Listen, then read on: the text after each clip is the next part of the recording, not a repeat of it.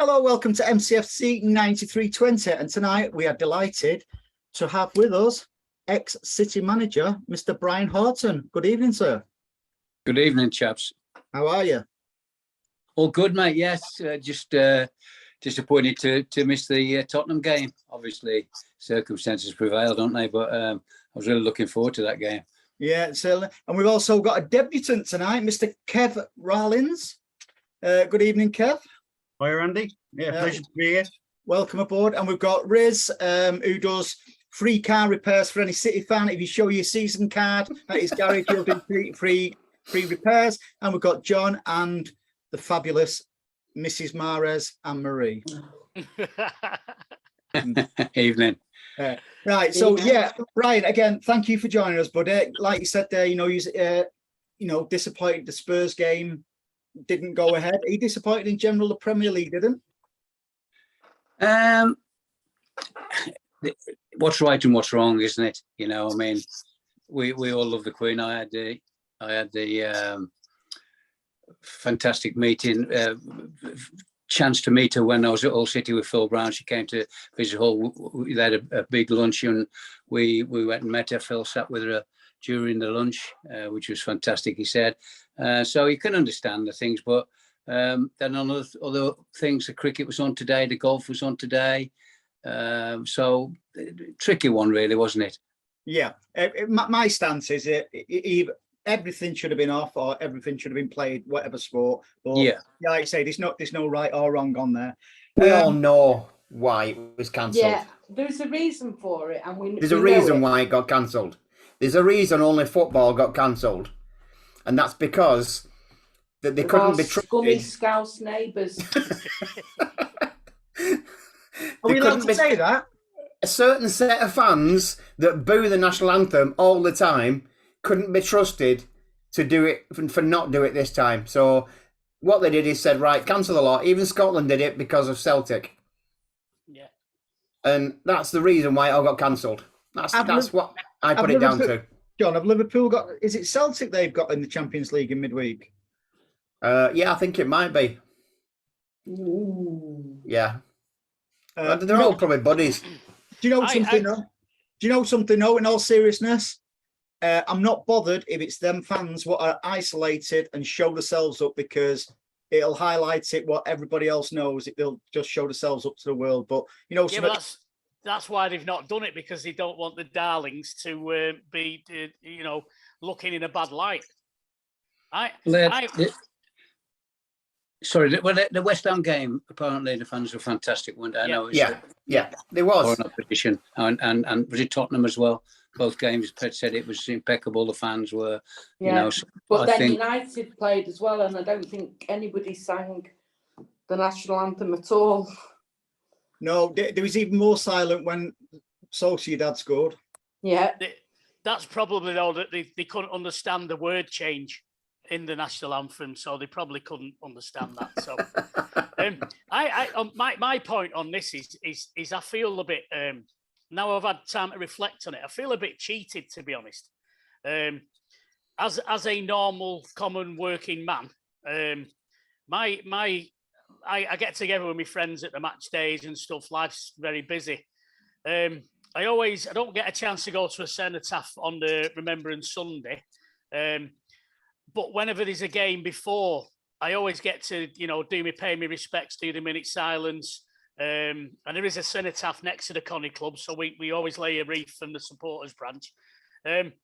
I would have loved to have been able to pay my respects with all my supporter club members at the, just up the road from the Etihad at the Connie Club, and then stand on the terraces collectively with my fellow Blues.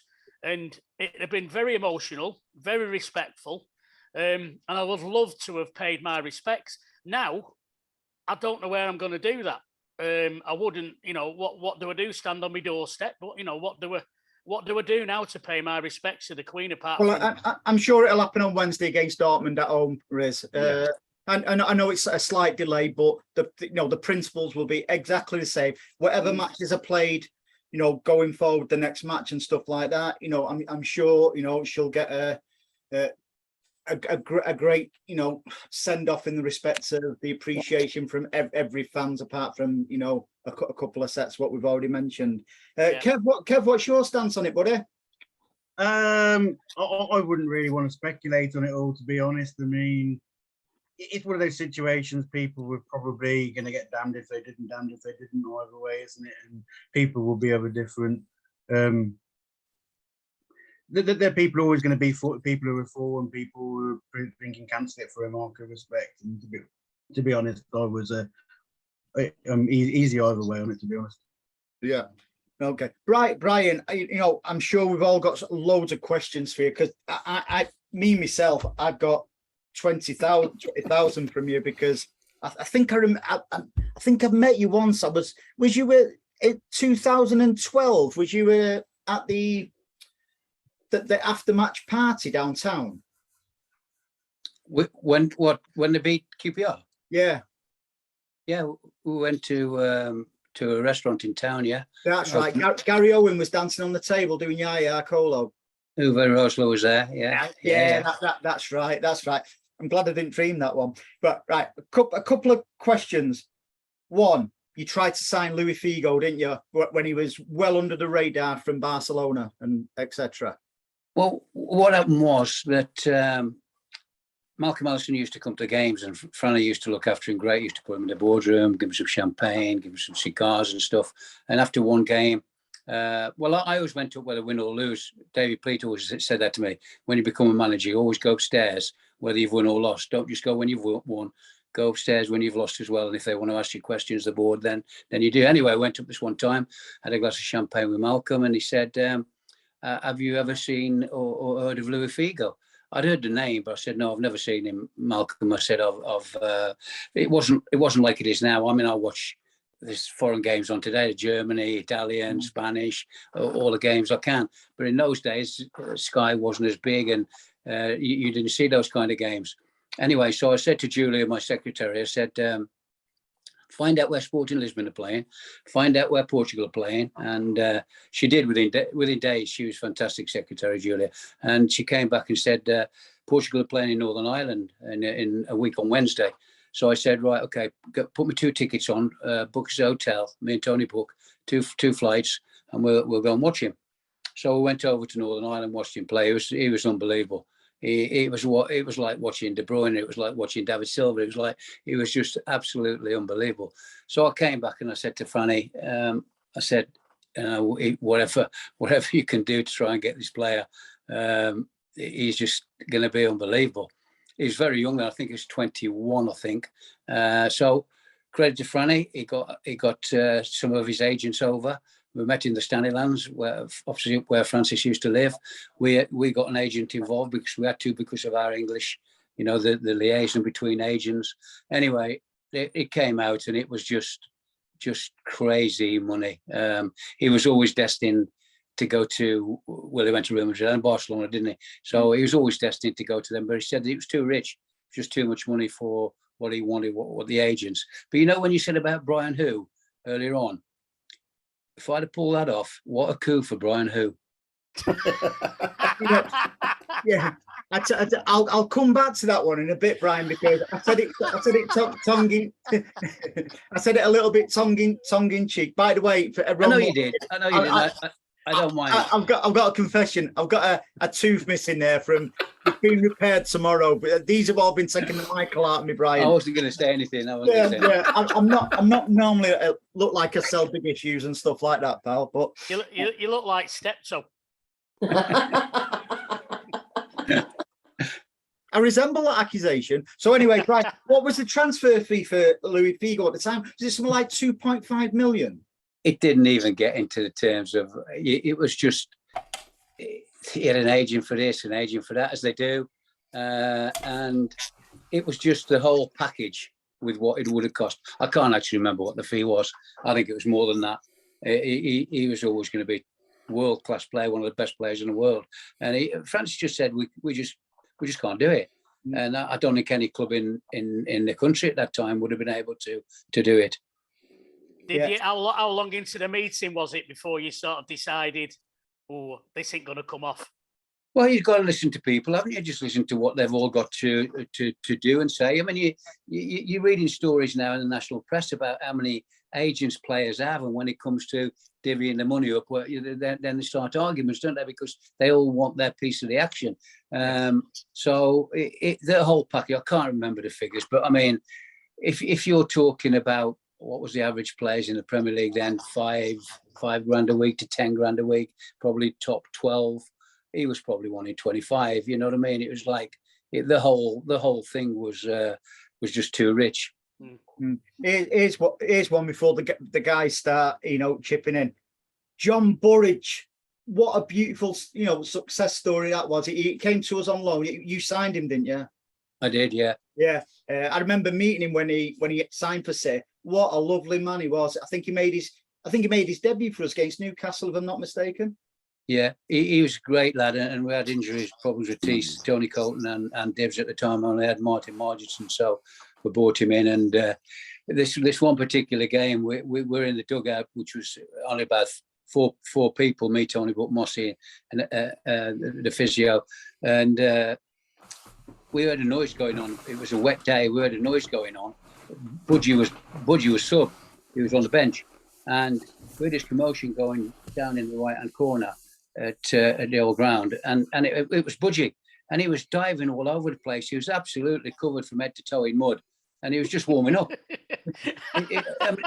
All the crowd were just going absolutely. Eamon Salmon was the physio, sorry. So the four of us were looking down there thinking, what on earth is he doing? Anyone even going on? He's only just going to have a little warm up. And ironically, Tony Colton never used to go out. All the keepers and all the players go out now. Yeah. Tony Colton, and I saw him at the last game. What a top goalkeeper! They sold him to Man United. I couldn't get my head around that one. Wow. But he never used to go out on the pitch. Tony used to go into the bathroom, shower room, and he'd take a ball and he'd bounce it off different angles, so it's coming back at different angles, and that was his warm up. His kicking was impeccable. He had a left foot to die for, and but Budgie had chosen to go and warm up in front of all the crowd in the corner and was covered in mud from head to toe. Sorry, Rick, I'm still do handstands, like walking along his line when he was warming up. I seem to remember him doing like handstands and stuff. Yeah, walking on his hands on the touch line and stuff like that. And that was him. Yeah, what a crazy man. He's still crazy. He's still crazy. He's on Facebook, and he's still a character and a half. Right, guys, open it up to you. Go on, Riz. Before we ask any questions, I think we should talk about this. Well, when I speak, it's flashing up there. What a brilliant book it is as well, Mr. Horton. Have you got a book out? Have you got a book out, Brian? You're not bought it yet. Look, I've just gone down in my chair. My chair just went down there because you haven't bought it. Riz doesn't buy anything. Riz is one of these. Well, it was a guy called Tim Rich, who was the writer. He came. He rang me up and said, "Would you do a piece? Would you do a chapter on the Man City manager? I'm doing a book on Man City manager. Would you do your chapter?" Which I did. I didn't charge. You never do, because they look after me unbelievable. Do lots of things for them, and they look after me and my wife and my family unbelievable. So I said, "Yeah, come round. We'll do it." So we did the chapter, and he was looking it all up. He was whiz on his phone and looking at all the stuff that was coming up on it. And he looked up and he went, "You've done over 2,000 games, as a footballer, as a manager, as a number two, all in all, as like a director of football. And there's only Alex Ferguson, Graham Turner, and you ever done over 2,000 games," which I didn't know at that point. So then we had to get a publisher, and we went to Pitch Publishing, and they're from Brighton. And obviously, with my connections, being captain at Brighton and managing Brighton, they went bang, said, "No problem, we'll do it." Yeah. Straight away. And I just had fun doing it, different chapters from my schoolboy days. In fact, I've just spoken to one of my mates just around me now, who I used to play football with when we were like 12, 13 years old. So that's where I started my book and went through there. And Tim Rich done a great job on it. It gave my wife opportunity to say what she wanted about me. My kids had to say about me. So, and Mark Lawrence and David Moss and one of the two people put little bits in. So David Pleat did the foreword, which is great of him. And, he's a manager I have great respect for. So he did the foreword, and he's just now on about doing a book for himself, and that would be a brilliant book to bring out with his football knowledge and what he's done in the game. And football fans, love reading autobiographies. Well, I love reading autobiographies, not just from ex-City players, managers, and stuff like that. But footballers in general. Yeah. So about your playing career, Brian, do you know how many appearances you made? Over 700 appearances, and again, I get great satisfaction because I got a free transfer from Walsall when I was 17 and went and played in non-league for 4 years. So to come back into the Football League when I was 21 and I played till I was 36. So to accumulate all those games. 236 appearances for Port Vale, 33 goals. Yeah. 218 for Brighton, 33 goals. Yeah. 118 for Luton, 8 goals. And then you had 38 appearances for Hull.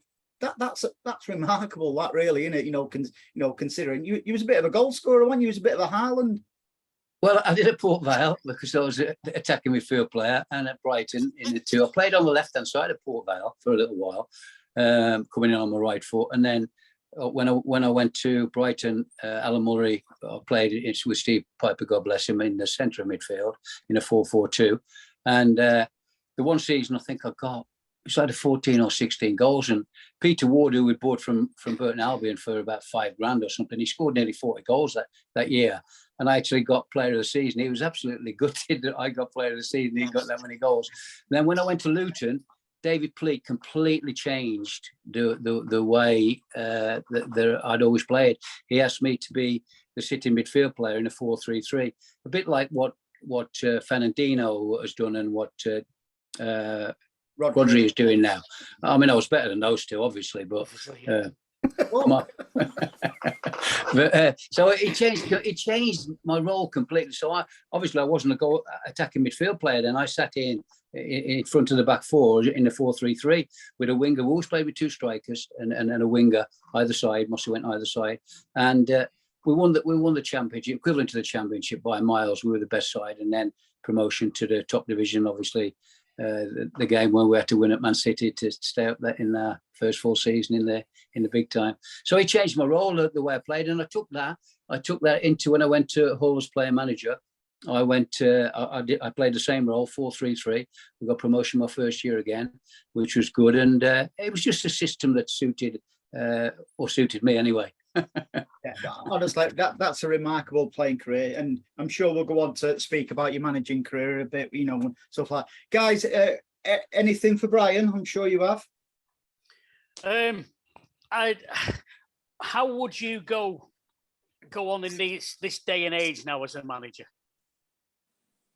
How would I? Yeah. I think it's not much. You'd have a lot more money. I'd have a lot more money. I'd have a lot more staff. I just texted Graham Potter yesterday because I had Graham as a player at McTown, and he was a very quiet lad and did it a different way, where he did a degree in sports psychology and then went abroad and got promoted. So he did it in a completely different way, and I just don't think there's enough English managers in the game, to be perfectly truthful, because everybody says like Brian, who, if you like, I'd done 1 year promotion at Hull City, then 4 in equivalent to the championship, then 5 in equivalent to the championship at Oxford United. So 9 years in the championship, and I thought I'd done enough apprenticeship, if that's the right word. So, but I mean, today it is different, and I learned a lot of Phil Brown in that way. Even though I'd managed all those games that Phil and Sam Allardyce had done, lots of into stats and into running stats and how far they'd run and all that kind of stuff, which wasn't around when I was manager at Hull or at Oxford. So all that's different now. You see, Graham's just took 5 staff with him. I took 1 with me because that's you trusted your number 2. Now you've got what, 20, 25 staff, analysts that go and watch players all over the world. You got stats. It's just an incredible. But I think I would be just the same. I can't see any reason why my football knowledge wouldn't. And I've said this before in tongue in cheek that Pep followed my 4-3-3 system, didn't he? With Fernandinho and Rodri playing as the holding midfield players. I thought he was an amazing manager, Brad, and I'm not just saying that because you're here. I've always said we got rid of you too soon and what have you. How would you have dealt with the sort of the egos that are about in football now? Because I think years ago it was. That's the same question. It was. I think that's what I was trying to allude to at first. I didn't ask my question right. It was, because his ego's in there, and you're old school, and I'm the same, and I couldn't put up with. Because they're all millionaires in there, aren't they? The gaffer used to be the gaffer, and he was the highest paid, and he was the gaffer. But now it don't sort of seem that way, does it? You're telling me that I didn't have any egos in my team? Oh my God! Right. I said, where do you want to start? Let's just look at some of the players. What you had then? You had TC, you had Edger, Phelan, Curl, Vonke, Kernahan, the Brightwells, Steve McMahon, Rocastle, Flitcroft, Sharon. You had a multitude. Did you think your squad was too big, Brian? I know you had a really entertaining and really keen on the eye team, but when you go on about egos, those who wasn't in the team, because it was a massive squad, wasn't it? What you had? It wasn't massive because when I lost Niall Quinn with a cruciate, and Niall was one of those top guys that was good in the dressing room and had an ego. Peter Beagley had a massive ego, but he did it in the right way. Little Walsh, who I played with at Luton, he had an ego and something about him, and I like that. I don't like conservative players that just shrink and or maybe come back if that's the right word. And I can remember talking to Uwe one day and talking about the Tottenham game, which everybody talks about. Nearly everybody I talk to, Man City, they always bring that game up, the 5-2 game.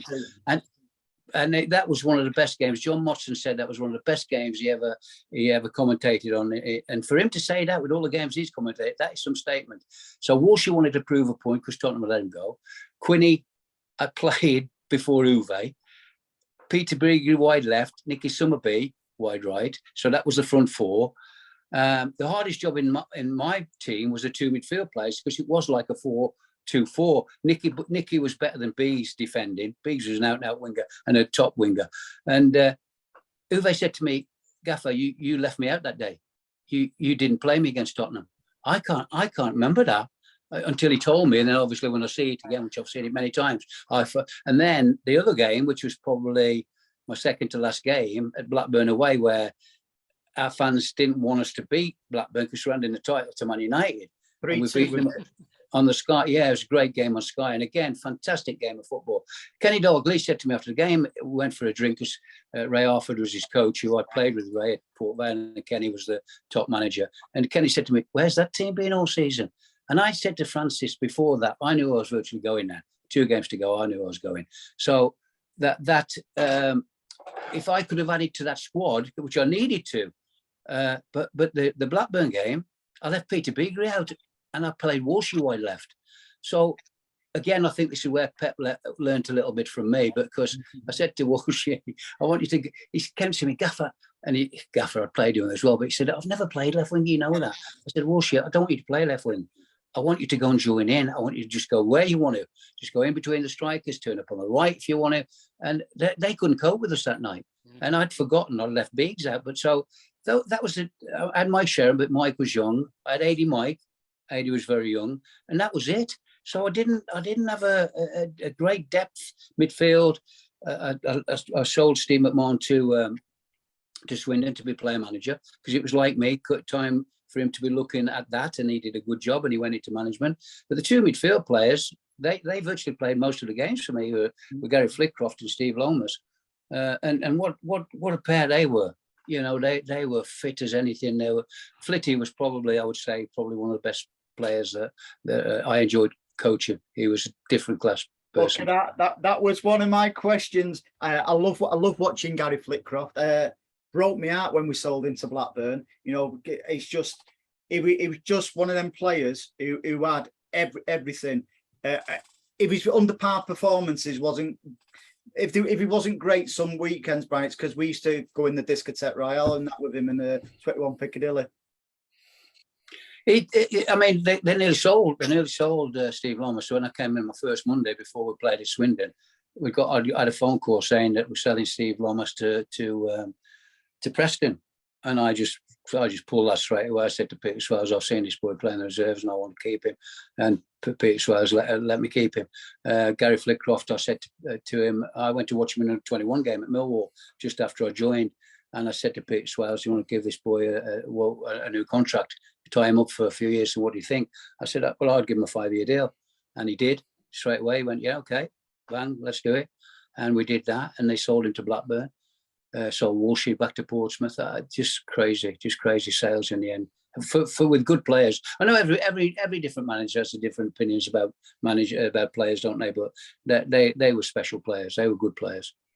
Kev, I know you've got a couple of questions for Brian, haven't you, pal? One of my, a player who played for us for a short time, who made a real impact, one of your cult heroes. Yeah, I was mentioning earlier, you're going to say his name came up in topic last week, Maurizio Gaudino. You're going to say... Maurizio was a very, very good footballer. I got him again because we got injuries, and I got Maurizio and Stefan Carlin. And Stefan scored the winner at Southampton in a game, and Maurizio scored the winner against Liverpool on the Good Friday before we beat Blackburn on the Easter Monday. Very, very talented footballer. He played in his first game at Newcastle, and after about an hour, he just blew up. He just couldn't believe the pace and the quickness of the game.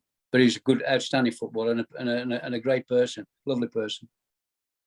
Brian, what was your time like with Peter Swales? How was it working with him? Did you come across any conflicts or anything like that anytime? None whatsoever. He never got involved in picking a team. He would come and see me. Of course, he was chairman of the football club.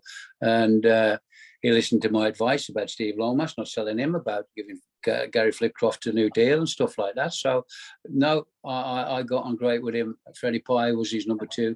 And then John Maddox, he brought John in too.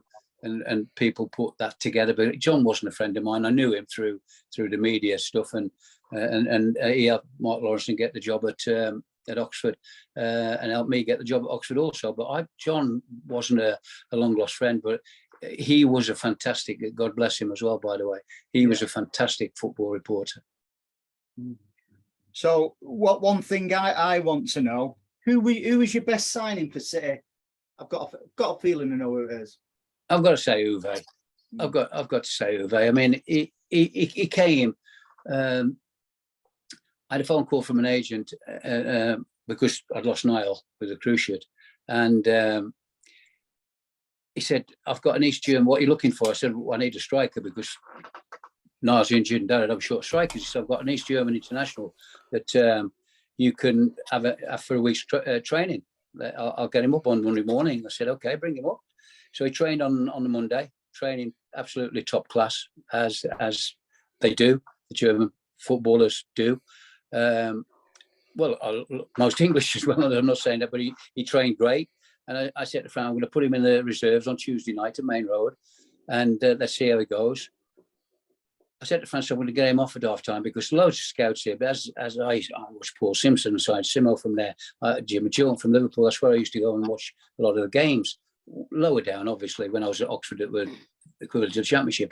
And he played, he was outstanding. So I got him off and I said to Francis, and we agreed, give him a short-term contract, 3 months, whatever, month, 2 months, 3 months, whatever it was. Francis did that, well played to him. And the rest was history. I put him in the team on Saturday QPR. He made a goal for Walshy. And his career just took off, didn't it? And everybody was singing Uwe. I'm not a good singer, so I won't sing it. But my kids used to sing it on the way to the games. He rang me 73. I was 73 in February, and a call comes up from Germany. And I've got his number, so strange, from Germany. I wonder what this is. Thought might be getting a job in Germany or something. Anyway, so he came on it. Boss, happy birthday, Gaffer, Uwe. And he was just lively. He was just a lively person to have around. And he had the respect to ring me on my birthday. And, just a top guy, top player. Was Uwe Italian, Brian? I thought he was Welsh. We'll have a guess between you then. Yeah, I've got to say, the impact what Uwe made was sensational, really. And like you say, if somebody could have quite easily have picked him up in that reserves game. 350 grand, I think we paid for him. I mean, that's a week's salary now for some of the Premier League That's a players. steal, Isn't it? isn't it? And Riz, You know. he gives himself that for his weekly wage, don't you, Riz? True story, that, yeah. Yeah. So Yeah. yeah. Oh, So you pay tax on that as well. Oh, of course, yeah. I'll let my butler. I'll give it my butler. I'll pay him cash in hand. so what's the thing, Brian? What, you know, sadly he was only with us for two seasons, but a lot of people who've had, you know, either managed City or even most ex-players, they've got this affection for City. What it might sound like, is it a cliche? Is it the fans? Is it, you know, the behind the scenes? What keep, you know, the interesting ex-players and managers, you know, keep coming back to the club? Everything about it. I mean, John will tell you, you know, because did the Warrington branch a few days ago, last week, and I'm doing one tomorrow night. I've got about another 10 to do, and they just treat me like that I was there for years and they're successful. You know, there's never anybody that ever knocks. I've got a Man City to look after, a great, which I've said before. And after my days at City, we decided that the kids were about 7 or 8 years old. We couldn't keep moving them, so I went to Huddersfield. I commuted. Brighton was a tough one. And if I'd have stayed at Brighton, I'd probably moved down there. But they were playing Gillingham at the time. If you remember, the ground had been sold. They're playing at Gillingham, and it was a nightmare scenario. And then Port Vale gave me the opportunity to come back and manage there. That I played for them, so I did 10 years with Port Vale altogether as player and as manager. So most of all the clubs that I go back to, you know, Port Vale are playing Shrewsbury next Saturday. I'll probably go to that game. I've been to Luton this year. I've been to Hull this year, and I just love going to them. I've been to Brighton, obviously, and it's just great that I just never get any flack from any of my old clubs, you know, which is great, really. You should bring a book out, Brian. Yeah, you get people to buy it like you. Yeah. Can you? Is your book available on Kindle and stuff like that? Is it available electronically? It's not Kindle yet. Right. You can get from Amazon. You can buy it from.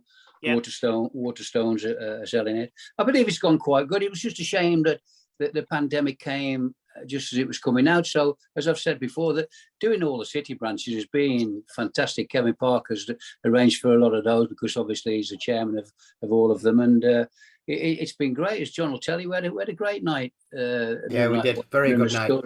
Yeah, it's a great response from the fans, and they just treat me with respect, and that's all you ask, isn't it? And yeah, you know, most of them, which it was. I was enjoying watching us play. We were close to being a very, very good side, in my opinion. You know, beating the likes of Liverpool and Blackburn and whatever, and you know. I always felt really bad for you though, Brian, because I felt that in the end you were treated badly. Yeah, you know? yeah.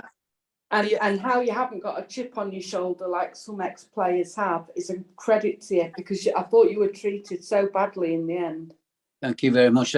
Well, yeah, I knew it was coming. The players didn't all see it. My staff, because I kept it quiet because I had conversations with Francis Lee, and so that was coming. But I have nothing to bear any grievances against Man City or any other clubs. I just don't. But Man City, honestly, they look after me unbelievable. I mean, I do think last time I did the Tunnel Club, I do Outside Square. You know, I've done Gary Owens and other when I go to games, I'll go and do a Q&A for them. And so, you know, it's a little bit of bounce off. They took me to the Champions League final when they played Chelsea in Porto, which again was.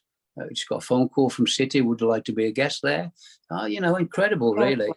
Incredible. Quite right as well, though, I think, isn't it? Quite right.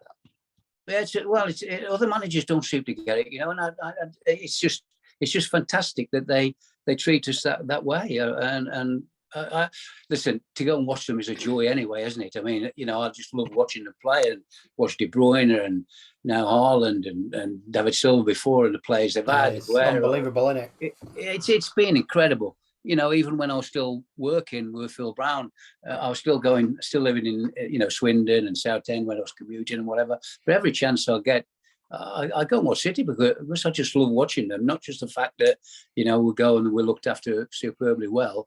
The football's just fantastic, and Pep's done a fantastic job for them, hasn't he? The football they play and the things that they do within the systems, and it's just I want to go and watch them train.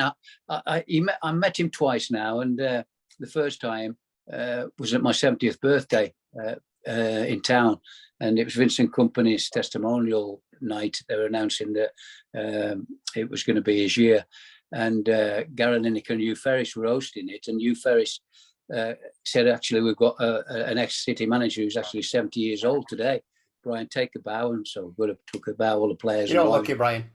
Yeah, so at the end of the evening, right at the end of the evening, it's about 12 o'clock, and Pep was wanting the players out because they got a rearranged game the following night at Everton, and they won that easy. So I'd let him do it again. I'd go out drinking, whatever. But he wasn't letting him drink, obviously.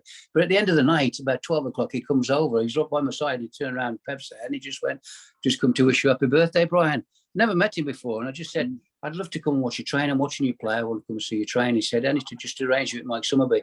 And every time I keep seeing Mike Summerby, Mike, you're going to arrange it for me. You're going to arrange it for me. But I suppose the protocol is still, have to be careful, don't you, even now. And then I saw him, I did a book signing at Brighton, and I chose the game against Man City to do it. So I did a book signing at Hove on the Saturday morning, and then I did a book signing at the ground in the club shop in the afternoon before kickoff. And they asked me to do then just a little Q&A before the game, about 2:45. They said, you won't get any flack from the City fans because they love you to death, and all the Brighton fans love you to death. So it'd be great if you just did it. So I said, yeah, of course I will. So I went down. Pep was sitting watching them train. And I said, could I go down and say hello? And they said, no, you can't go down because of the protocol. It's in the red zone. So he saw me and he came over to me. Pep Guardiola coming over to Brian Horton. How good is that? It's fantastic. The people don't, because he's so big in the world of football, isn't he? That, he treats everybody the same. He came over, we just had a little chat, and they were warming up. And I said to him, team today? He said, yeah. He said, Brian, I've done my work. Now it is down to them. And they were awesome. They won 4-0. They could have won 10. And the forward line that was Grealish, Foden, and Zizou. And it was the football that day was that was unbelievable. Brighton couldn't live on that day. And Graham Potter has done a fantastic job. Who's just got the Chelsea job. They couldn't live with him. So I've met him twice, and I really would like to go down and see some of the things that he does, because you're reading about Ireland's coming out and saying how good he is and what he does and things like that, and how he changes people's perception of the game, and it's just incredible what he's done. I'm sure John will be able to get you down to the training ground, Brian. I was just going to say that Celebrity John will get you in. he's met Pep more times than Pep's missus. As long as it's not the other way around. Well played to him. Kev, over to you, buddy. Don't like you to keep. You're making your debut there, Kev. Yeah, I was going to ask Brian about any particular favourite matches, but he's already touched upon a couple that were probably on the list. That 5-2 against Tottenham and the 3-2 against Blackburn. I know somebody else in the group mentioned earlier that one of their favourite games was the when we were talking about Gaudino earlier, his debut when we won 2-0 away at Newcastle in the League Cup. But Brian, did you have any particular favourite matches or particularly memorable ones when you were in charge of City? One of the most favourite games was Swindon away, which was my first game, and it couldn't have been a better game for me because I'd been at Oxford and Swindon just down the road, so I'd seen their reserves, youth team, first team. I knew all their players, all of them. Nicky obviously playing, Nick Summerby playing for Swindon, so that was a good game for me. And we won 3-1, I think it was 3-1. We won 3-1. Anyway, we scored 3. We came to QPR on the Saturday at home, and we beat them 3-0. So straight away, we've scored 6 goals in 2 games, and off we've gone. I think we lost 1 in my first 10. So that got me off to a good start with the fans. So that game always, pops up in my memory, the Swindon game. Okay. So, Brian, let's Brian, the Brian Who thing. I thought that was really, really disrespectful. The way. What was your thoughts on that, Brian? Did you think it was disrespectful, or was it a case of I'll show you Brian Who?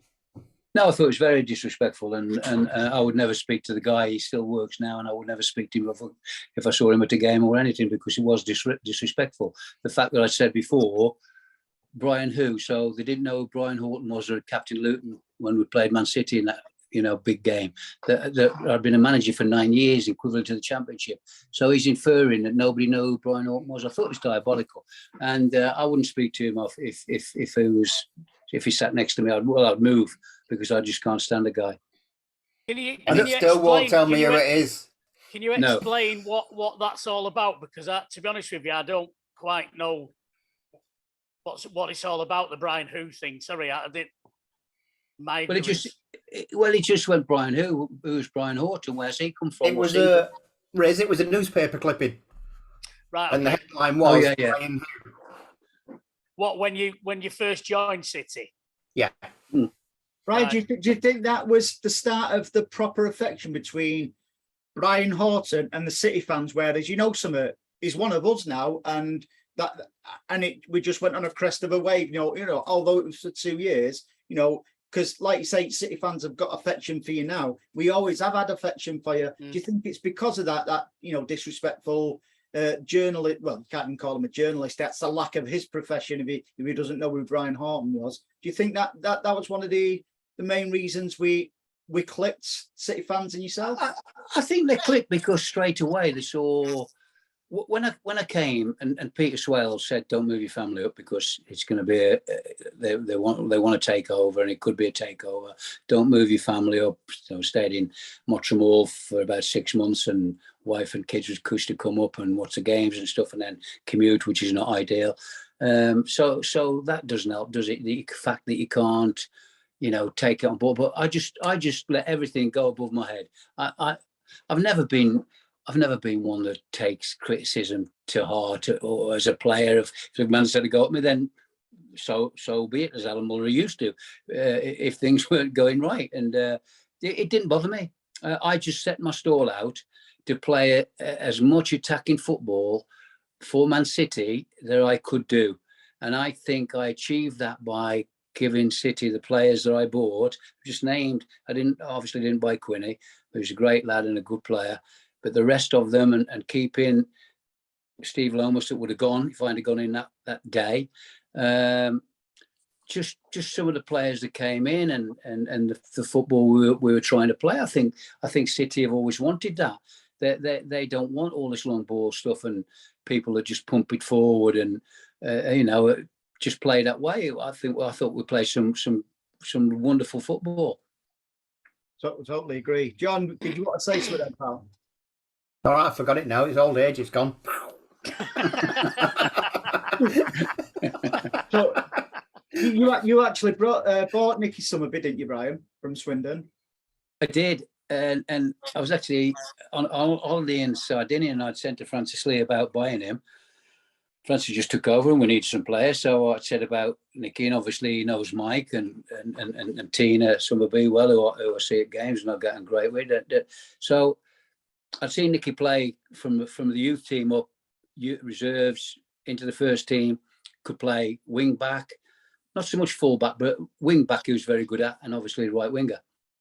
And he had a defensive mind as well, because a lot of wingers, David Moss, my number 2, Mossy was the same at Luton, fantastic footballer, but didn't really want to do the defensive side of it, where Nicky would. Biggs wouldn't. Peter was just a fantastic attacking player. He took back in, but he wasn't defensive minded, where Nicky was. So I said to him about buying him, and he said, "Okay, let's have a go then." And I'd gone on holiday with my wife and kids to Sardinia, and he rang me and said, "Oh, Blackburn are in. Blackburn are apparently in for Nicky." He said, and they've gone to 1.2. So what do you think? I said, he said, "Do you want to go? Would you want to go anymore?" I said, "I'd go to 1.5, and if that's not enough, then we'll pull out." And he went to 1.5, and we got him, and we got a good signing. Great lad in the dressing room, as they were. When you have a football team, you try and get a good dressing room. It's so important to have a good dressing room, and that dressing room was fantastic. There were some good characters. Now, as I've said before, I wanted characters. I don't want yes men. I don't want quiet men. I want some characters that will have their own identity and be that way. And they were that kind of players. They knocked around together. They went out together, played golf together, and something that I always used to do as a captain, wherever it was, to get that camaraderie. And it was going well. It was going well. If he'd given me, I think, 2, 3 players to add to that squad, I think we could have done something. I agree. Brian, if you'd have stayed longer instead of if they hadn't got rid of you after the 2 years, what do you think you could have achieved? I think we could have had a go at winning something. Whether the league, I mean, who knows? There was good teams around. Man United were very strong, weren't they? And very, very strong. And that was one of the games what really, it came on the other day, turned it off, and we were winning 2-0. Got beat 3-2, last kick of the game. Remember, Peter Suarez was still in charge then. Quinny And, scored. Was it the one Quinny scored 2, and was it Keane who scored the winner? Yeah. Last kick of the game on it, and they were 2-0 up.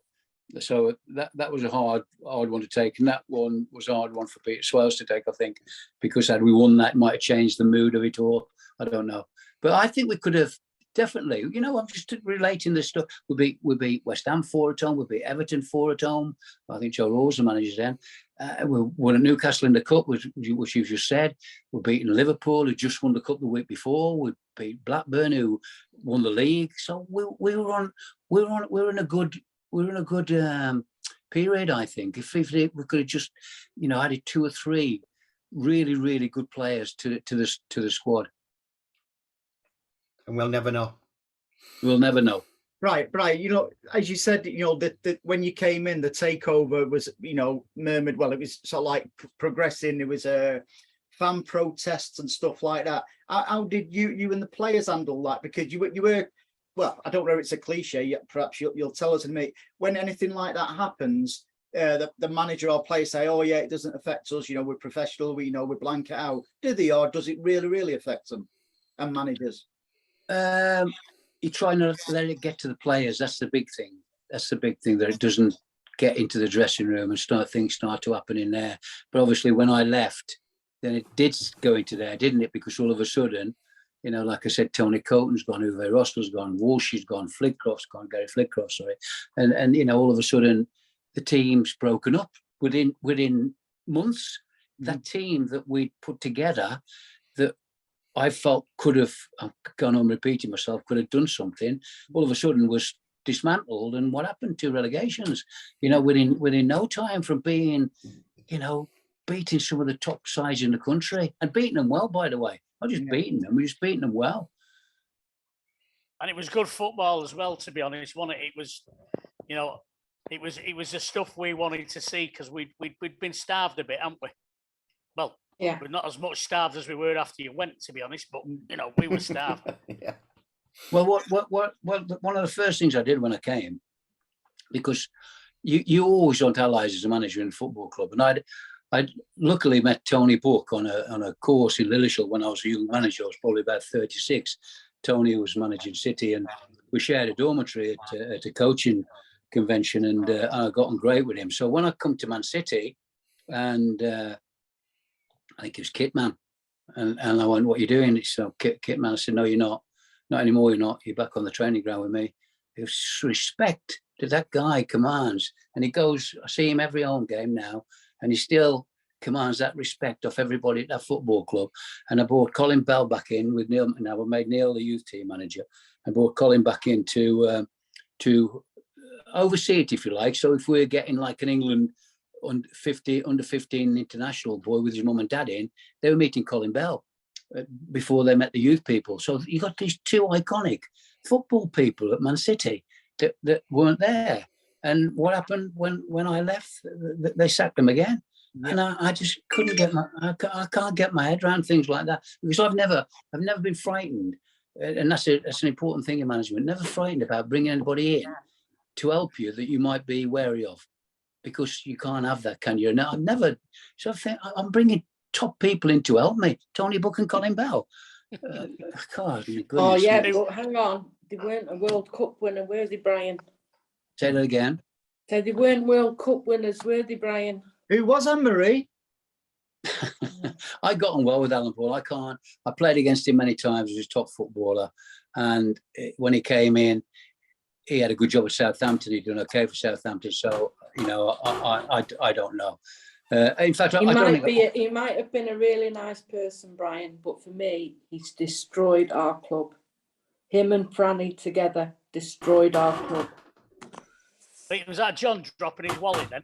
I think when we reflect on it, though, everything happens for a reason, and we had to go down so far in order to bounce back. And then it started in 1999 with Wimbledon, where we, as I said, Wembley, where we were down on our feet against Gillingham, with 2-0 down towards the end, and that started the comeback. And even though we went up again the season after, then had the lower coming back down again. I know, but then if Kev, when you remember that, who'd gone by that point? Yeah. No, Yeah.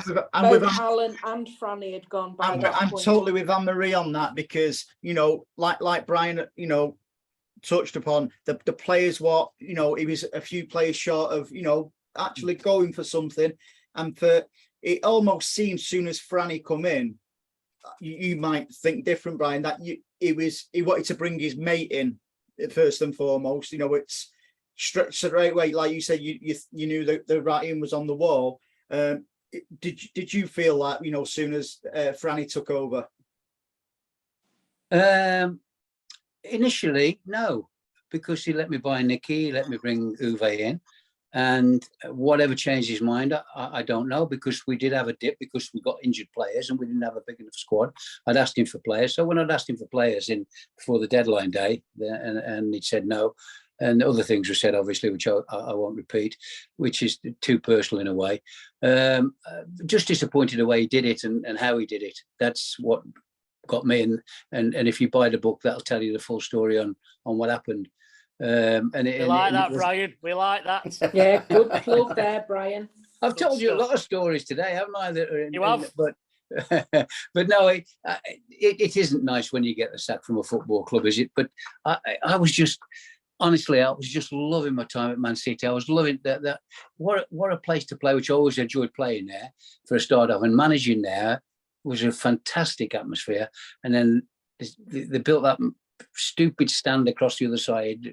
And because the Kippax was a great atmosphere, wasn't it? They'd done the Umbro stand behind the top goal. Yeah. And it was a great atmosphere in there.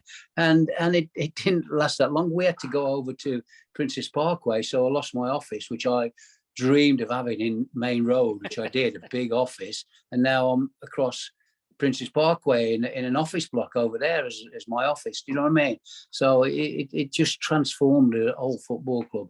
It was a restaurant, one. Didn't they turn it into the restaurant above it or something? Because that's where I was. I was in the Kippax, and obviously we got turfed out, if you like. And I'm sure it was a restaurant or something, wasn't it? They opened restaurants, yeah, definitely. They opened some restaurants, which you need to do. Corporate is a big part of bringing money into the football club. So I had no objections to that. But don't spoil what you've got. Add to it, but don't spoil it. Don't kill the Kippax. That's what he did. Horrible man. Yeah. So you know that time it was one of, like Kev alluded to there, it was one of the the all time one thing and this is just my opinion, and we talk about the players of 99, the heroes getting us up. Hang on, it was them buggers who got us relegated in the first place. I mean, there were still some players there, weren't there? But the likes of Richard Edgy, like gave Edgy his debut, and he went on to be a good player. Steve Lomas' debut went on to be a really good player. The youth team, the reserves youth team, had reached the final of the FA Youth Cup against Tottenham that my first year, and the whole club was being built correctly, with the youth team and up to the reserves. And I mean, it's totally different now, isn't it? It's like first team, under 21s, under 18. It's totally different now. But it was just, for me, it was just a sad way to end what I wanted to be longer. 20 months is not enough to really leave a massive foundation, is it? I.e., like you just said there about winning something, to say, oh, Brian won that cup and he won that. But it's the way it is, and it's even worse now, isn't it? I mean, you've just seen what's happened to Chelsea, win the Champions League 18 months ago, and then you get the sack. It's just a crazy game now. And he didn't win it. We give it him. Well, the referee gave it him, I think. Yeah. Don't take me to that dark place. You've already took me when you're when the 3-2 against United. I'm going under here. I won't mention any more bad ones then. No, please. I mean, you say, but you said it quite a few times there, Brian, in your statements. You keep mentioning reserves. I really miss the reserves. I mean, I used to go watching. My gran lived next door to Main Road. She lived on Thornton Avenue, and I absolutely love going to see the reserve matches because you got to see some of the big stars, if you like, and up close and personal and things like that. And it was great. And I mean, I'd have loved to have. I mean, now as a manager as well, surely reserve team gives you that. You know, players are, we want game time, That'd give them game time as well, wouldn't it? It did. That was the process, wasn't it? You know, it was like me as a kid at Warsaw, 70. So you apprentice from 15 to 17 or 18. Then I'm playing in the youth team. I got the reserves when I was 17. Thought I'd done well enough. Unfortunately, they gave me a free transfer at 17. Didn't think I would make it, but I'd already made the youth team. But that's the process, isn't it? And then you want them to, like Richard Edger, youth team reserves, Steve Lomas, youth team reserves, up they come. And then obviously, you know, to have more, you know, and it's great to see some of the youngsters now getting on the pitch, isn't it, at Man City.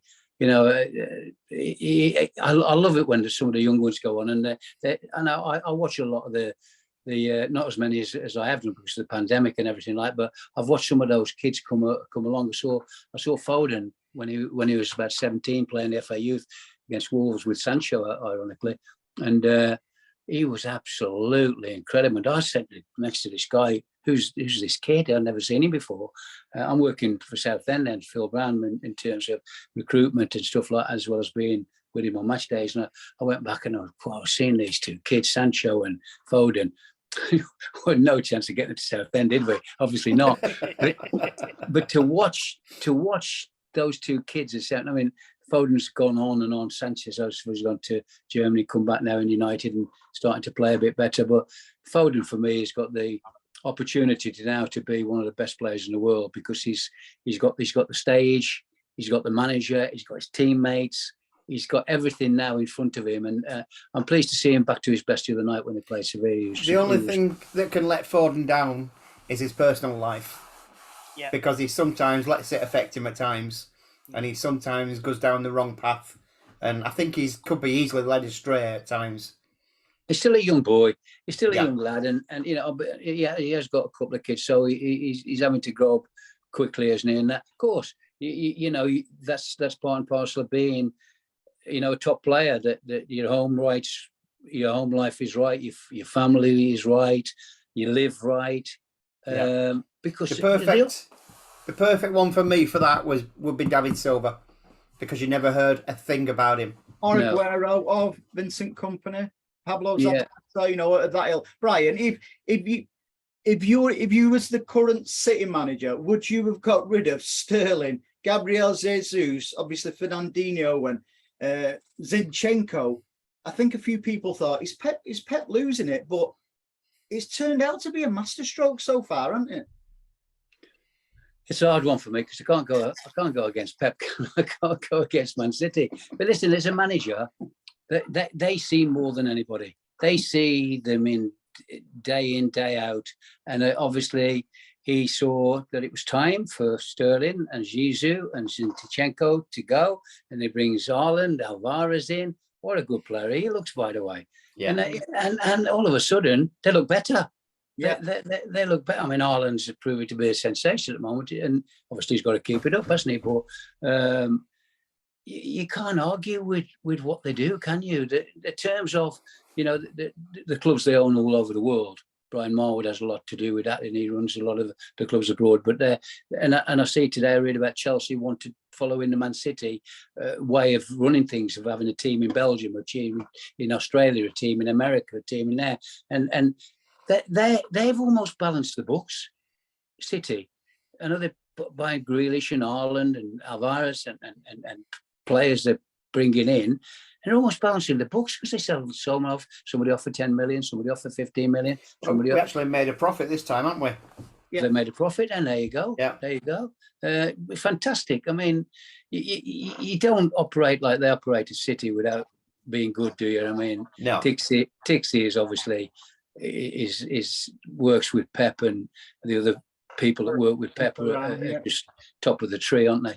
Yeah, Brian, I had this conversation with Lakey was on with us a few weeks ago, and everyone bangs on about with the academy what we've got. There was more players, for it to be successful. More players have got to come through, and get into the first team. But and Lakey agreed with what I'm about to say. I consider a successful academy. Yeah, we'd love to see these players coming through like your Fodens, etc., and stuff like that, and your Cole Palmers. But also, if we can get a good fee for one of our academy lads and they go on to have a fantastic career with a lower Premier League team or even a championship team, or even like we've seen with Jaden Brook going over to Dortmund, I consider that a bit of a success story and a successful academy, because first and foremost, it's the players' careers what you want to get up and running. Well, they do, and now what they do, they put buyback clauses in, don't they? They put all kinds of clauses in, and they have to go for so much more. So there's much more to it now than just doing a straightforward transfer, like say I buy Nicky for 750 or whatever it was, 1.5 million from Swindon, and that was it. There's no sell on or buyback, so all these new things come in. And credit to City, because they're not. They're top professional people that know what they're doing, don't they? And the teams abroad win things, and it's just an incredible. It's more than a football club, isn't it? It's like an institution, isn't it? It really is. Like the Torres thing. I saw Torres back to Spain, and they've replaced him with Alvarez, who's much cheaper. And he came on. Who was he came on against? Was he Forest? And he was sensational. He was absolutely sensational. And he's what old is he? 18, 19? Look at the left back. We went for Cucurella and we wouldn't pay what Brighton wanted. He ended up going to Chelsea for 62 million, and we've bought Gomez for what is it? 12 million? Yeah. Well, the story behind that, John, is, and I've no reason to disbelieve it, they would have sold Cucurella to us if they could have had Alvarez on loan, and we had about 10 offers for Alvarez to go out on loan, and Pep said no, he's staying with us. So that is one of the reasons we didn't get him, I believe. Guys, does anybody get anything for Brian before he leaves us? Just a quick one. I don't think we've not sort of mentioned anything. I know Anne-Marie. This is her big thing. Women's football. Do you watch much of it, Brian, or what are your thoughts on it? No, I went to again. This was a couple of years ago before the pandemic. I went to Man City, Man United game, big crowd, and I have been to the training ground to watch ladies.